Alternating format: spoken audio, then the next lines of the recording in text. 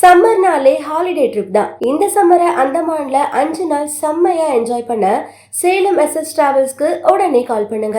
9842547276. என் மகன் விஜய் அவர்கள் நடிக்கணும்னு சொன்னப்போ அவரை ஃபோட்டோ ஷூட் எடுத்துட்டு நான் இப்போ பிஸியாக 90ல் வந்து பல மொழிகளில் அவ்வளோ இதாக இருக்கும்போது நானும் அப்படித்தான் நினச்சேன். நம்மளே நம்ம பிள்ளையை அறிமுகப்படுத்தினா நல்லா இருக்காது.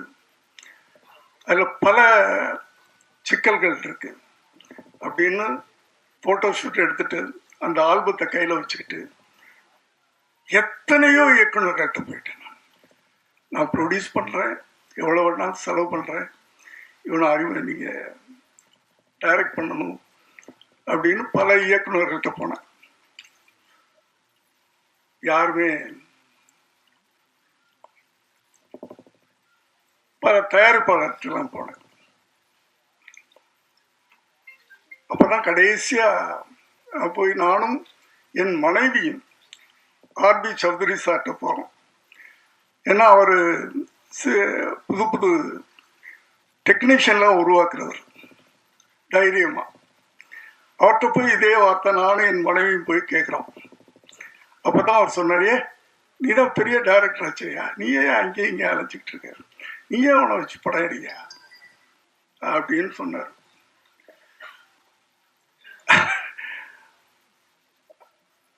அதனால தான் நான் வந்து கட்டாயமாக அவரை வந்து நானே வச்சு படம் எடுக்கக்கூடிய ஒரு சூழ்நிலை உருவாச்சு.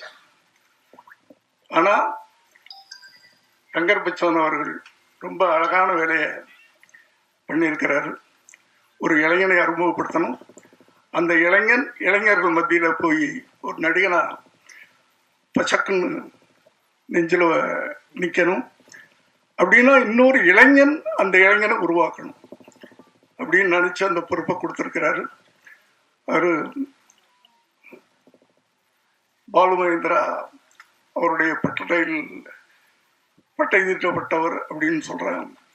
எனக்கு அவர் பழக்கம் இல்லை. இருந்தாலும் அவர் இந்த படத்தின் மூலம் முதல்ல ஒரு இயக்குனராக, ஒரு இயக்குனர் சங்கத்தில் அதன் மூலமாக கூட நான் ஆசைப்படுறேன். அந்த இயக்குனர் வெற்றி பெற வேண்டும். முதல்ல ஒரு இயக்குனர் அவர் வெற்றி பெற வேண்டும்னு ஆசைப்படுறேன். வெற்றி அடைஞ்சிட்டாருன்னு படம் பார்த்தவங்க சொன்னாங்க என்கிட்ட. ரொம்ப ரொம்ப அழகா அந்த படத்தை பண்ணியிருக்காருன்னு சொன்னாங்க.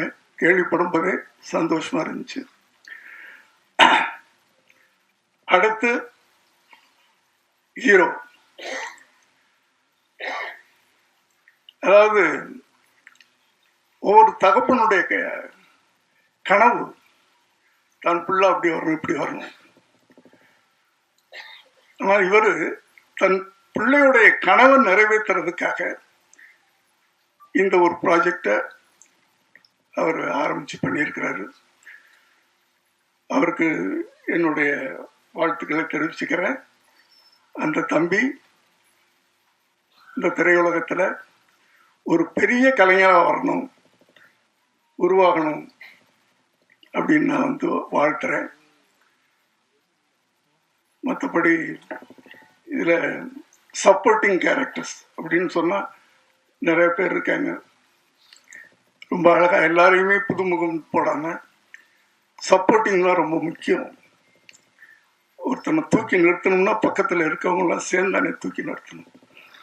அப்படி ஒரு கனமான கதாபாத்திரங்களை மையப்படுத்தி அப்படி அதை ஏற்று நடிக்கக்கூடிய சிறந்த நடிகர்களை எல்லாம் கூட நடிக்க வச்சிருக்கிறாரு. எல்லோருக்கும் என்னுடைய வாழ்த்துக்கள். பேரன்பும் பெருங்கோபம், அதுலேயே வந்து கதை அன்பு காட்டுறவனுக்கு நான் அடிமையாக இருப்பேன், அடக்க நினைச்சா என் கோபத்தை யாராலும் அடக்க முடியாது. அதுதானே கரெக்ட் தானே? கதையே சொல்லிட்டார் அந்த டைட்டில். என்னுடைய ஃபார்முலா தான், என்னுடைய ஃபார்முலா, என்னுடைய குணாதிசயம். நாங்கள்லாம் வந்து ஒரே குணாதிசயங்கள் கொண்டாடுங்க. அன்புக்கு அடிமையாக இருப்போம், அடக்கணும்னு நினச்சா அவ்வளோதான். எங்க கோபத்தை எங்களாலே அடக்க முடியாது இல்லையா? அப்படி அப்படியே இருந்து அப்படியே ஜெயிச்சிட்டோம். அது அது ஒரு விஷயம். ஸோ இந்த படக்குழுவினரையும் சம்பந்தப்பட்ட அத்தனை பேரையும் நான் மனதார வாழ்த்துறேன்.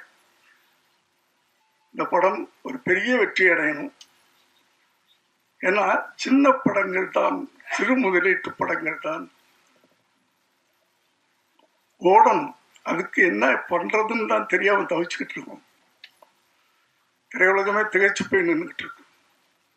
அதுலேயும் ஒரு மெசேஜ், நீங்க தங்கர் பச்சான் சார் எடுத்துக்கிட்டீங்கன்னா அவருடைய படங்கள்ல எல்லாம் ஆணித்தரமான ஒரு அழகான ஒரு செய்தியை சொல்லுவார். மெசேஜ் சும்மா எடுத்துட மாட்டார். கத்தி ரத்தம் வெட்டு குத்து அது அவருக்கு தெரியாதது. காவியங்கள் அவர் இந்த படத்தை வழங்குறார் அப்படின்னு சொன்னா அதுலயும் அதுவும் ஒரு காவியமாகத்தான் இருக்கும் அப்படின்னு நான் நம்புறேன். நான்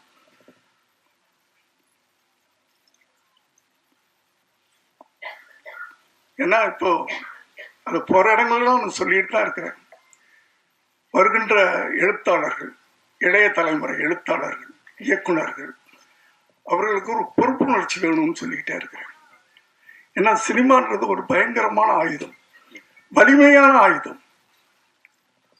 சினிமா சொசைட்டில அவ்வளவு பெரிய தாக்கத்தை ஏற்படுத்துது.